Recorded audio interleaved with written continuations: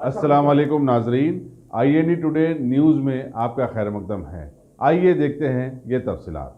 राज्यसभा में कांग्रेस के कायद गुलाम नबी आजाद ने कहा कि जम्मू कश्मीर में हालात में कोई बेहतरी नहीं हुई है और लोग अब भी परेशान हैं। गांधी भवन में एक प्रेस कॉन्फ्रेंस से खिताब करते हुए उन्होंने कहा कि जम्मू कश्मीर का दौरा करने वाले अगर ये कहते हैं कि वहां सब कुछ ठीक है तो ये उनके जहनी दिवालिये का सबूत है। मरकजी हुकूमत ऐसे दौरे करवाकर ये बताना चाहती है कि जम्मू कश्मीर से दफा 370 की बर्खास्तगी से लोग खुश हैं। गुलाम नबी आजाद ने यूरोपीय ममालिक के अरकान पार्लियामेंट को हुकूमत कश्मीर का दौरा करने की दावत देती है, लेकिन खुद अपने मुल्क के अरकान ने पार्लियामेंट को दौरे कश्मीर की इजाजत देने से इनकार किया जाता है। गुलाम नबी आजाद ने तमाम महरूसिन की फिलफोर रिहाई और कश्मीर में नाफिज तजदीदात को बर्खास्त करने का मुतालबा किया। यहाँ यह बताना जरूरी होगा कि मरकजी हुकूमत ने गुलाम नबी आजाद को, जो जम्मू कश्मीर के साबिक चीफ मिनिस्टर भी हैं, कश्मीर में अपने आबाई मुकाम का दौरा करने की इजाजत नहीं दी थी और जब वो श्रीनगर एयरपोर्ट पहुंचे तो उन्हें वहीं से वापस कर दिया गया था।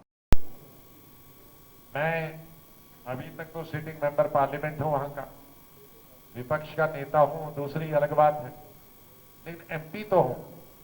मैं चीफ मिनिस्टर ऑफ स्टेट का हूं। मैं अभी सुप्रीम कोर्ट की परमिशन से जा रहा हूं। मैंने 3 प्रयास पहले किए। पार्लियामेंट खत्म होने के 1 हफ्ते के बाद ही मैं श्रीनगर पहुंचा। एयरपोर्ट पे 5 घंटे रहा और 5 घंटे में हर जहाज में वो मेरी बुकिंग करके मुझे भेजना चाहते थे और मैं प्रयास कर रहा था बाहर जाने की। 5 घंटे के बाद मुझे वापस भेजा। उसके 1 हफ्ते के बाद मैंने जम्मू एयरपोर्ट पे पहुंचा। चलो कश्मीर नहीं जाने देते तो मैं जम्मू जाऊंगा। जम्मू भी 4.5 घंटे रोकने के बाद वापस भेजा। तीसरा प्रयास फिर हम ऑल पार्टी डेलीगेशन लेके गए, सभी MPs, जिसमें राहुल गांधी भी थे, CPM के लोग भी थे, बाकी लोग। उस दिन भी 4-5 घंटे रहने के बाद हमको वहां से वापस भेजा। चौथी दफा मैं सुप्रीम कोर्ट की तरह मैंने रुजू किया, तो अब उसके बाद मैं 2 दफा गया हूं सुप्रीम कोर्ट की अनुमति की वजह से, और वो भी प्रेस कॉन्फ्रेंस वहां नहीं करनी है, पब्लिक मीटिंग में नहीं करनी है। अगर जिस स्टेट के मेंबर पार्लियामेंट को, जिस स्टेट के लीडर अपोजिशन को इन द पार्लियामेंट, जिस स्टेट के एक्स चीफ मिनिस्टर को अपनी स्टेट में जाने की इजाजत न हो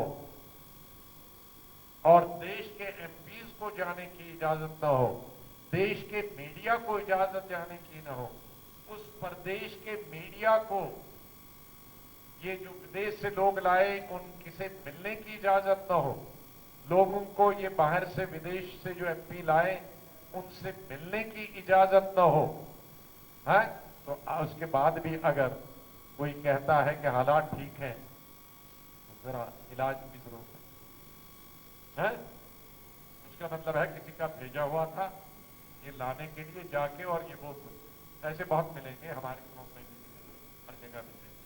तो ऐसे लोगों से मीडिया होशियार रहे। अभी इंटरनेशनलाइज इस गवर्नमेंट ने किया कश्मीर इशू को, अपने MPs को नहीं जाने देते हैं, अपने मीडिया को नहीं जाने देते हैं, अपने NGO को नहीं जाने देते हैं, और बाहर के कंट्रीज के MP को कहते हैं जाओ, और वो भी राइट विंग के MP। लेफ्ट विंग के होता तो मैं मान जाता, सेंटर विंग के भी होते, लेफ्ट ऑफ सेंटर तो भी मान जाता। अपनी बरादरी, यहाँ लेफ्ट ये राइट पार्टी है, वहां भी वो राइट पार्टी। देखिए कहां तक इनका मार है। यूरोप में राइट पार्टी, यहाँ की राइट पार्टी मदद करती है, और यहाँ की राइट पार्टी यूरोप से लेके भी अपनी राइट पार्टी को कश्मीर भेजता है, न्यूट्रल वाले को नहीं भेजता। इंडिया वाले आप बहुत अच्छे सियाने हैं, समझते हैं, बहुत धन्यवाद। राजीव गांधी के ओफर्स पर इलेक्शन लड़े, तालाब पर इलेक्शन लड़े, नरसिम्हा राव के बाबरी मस्जिद पर इलेक्शन लड़े, उसके बाद हम 3 दफा सरकार में रहे। इनको ये बताओ नौकरी का क्या हुआ, किसान का क्या हुआ, 15 लाख रुपए का क्या हुआ, मजदूरों का क्या हुआ, उद्योग का क्या हुआ। जब तक उनका एजेंडा में आप चले रहो तब तक देश को फंसाते रहेंगे। उन मुद्दों पर हमने कई इलेक्शन हारे हैं, इन्होंने कई इलेक्शन जीते हैं। अब इन्होंने जो बुरे काम किए हैं उन पर इलेक्शन में वोट मांग।